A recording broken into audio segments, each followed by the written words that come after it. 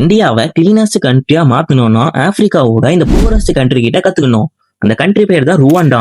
Yearly 2000ல குப்பையில தான் அந்த கண்ட்ரியே இருந்துச்சு. அங்க இருக்கிற மார்க்கெட், அங்க இருக்கிற ஸ்ட்ரீட், அங்க இருக்கிற மரம், ரோடு ஃபுல்லாவே பிளாஸ்டிக் குப்பையோட நிறைஞ்சிருந்தது. ஸோ இதனால அங்க இருக்க ட்ரெயின்ஸ் ஃபுல்லாவே பிளாக் ஆயிடுச்சு. அந்த குப்பையெல்லாம் போய் எரிக்க போனா ஏர் பொல்யூஷன் ஆயிடுச்சு.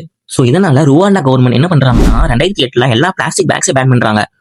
அதுக்கப்புறம் 2019ல எல்லா பிளாஸ்டிக் ஐட்டம்ஸே பேன் பண்றாங்க. ஸோ அதனால அங்க இருக்கிற மக்கள் paper bags, paper cups and reusable பாட்டில்ஸும் யூஸ் பண்ண ஆரம்பிச்சிட்டாங்க. ஸோ அங்க இருக்கிற கவர்மெண்ட் உமுகாண்டா கம்பல்சரி பண்ணிட்டாங்க. உமுகாண்டா பாத்தீங்கன்னா கனெக்டிவ் கம்யூனிட்டி சர்வீஸ். இதுல லாஸ்ட் சாட்டர்டே கம்பல்சரி எல்லாரும் 3 hours அவங்களோட ஸ்ட்ரீட்டை கிளீனா வச்சுக்கணும், ரோட கிளீன் பண்ணணும், மரங்களை நட்ட வைக்கணும், அந்த அங்க இருக்கிற ட்ரைனேஜை கிளீனா வச்சுக்கணும். ஸோ இதனால அந்த கண்ட்ரி கிளீனா இருக்காது, அங்க இருக்கிற மக்களோட சிவிக் சென்ஸும் டெவலப் ஆகும். ஸோ ருவாண்டா கவர்மெண்ட் இன்னொன்னு நோட் பண்றாங்க, எல்லா கண்ட்ரிலையும் முனிசிபல் அத்தாரிட்டிஸ் கவர்மெண்ட் தான் பாத்துட்டு இருக்காங்க. அதனால லிமிடெட் பட்ஜெட் அண்ட் ப்ராப்பரான மேனேஜ்மெண்ட் ஸ்டாஃப்ஸ் இல்லாதனால அந்த சிஸ்டமே ஸ்ட்ரகிள் பண்ணிட்டு இருக்கு. ஸோ இதனால ருவாண்டா கவர்மெண்ட் என்ன பண்றாங்கன்னா அதை பிரைவேட் கம்பெனிக்கு கான்ட்ராக்டா கொடுத்துறாங்க. ஸோ அந்த பிரைவேட் கம்பெனியும் நல்ல சர்வீஸை கொடுக்க ட்ரை பண்றாங்க. ஸோ இதனால அகைன் அவங்களுக்கு தான் கான்ட்ராக்ட் கிடைக்கணும்னு.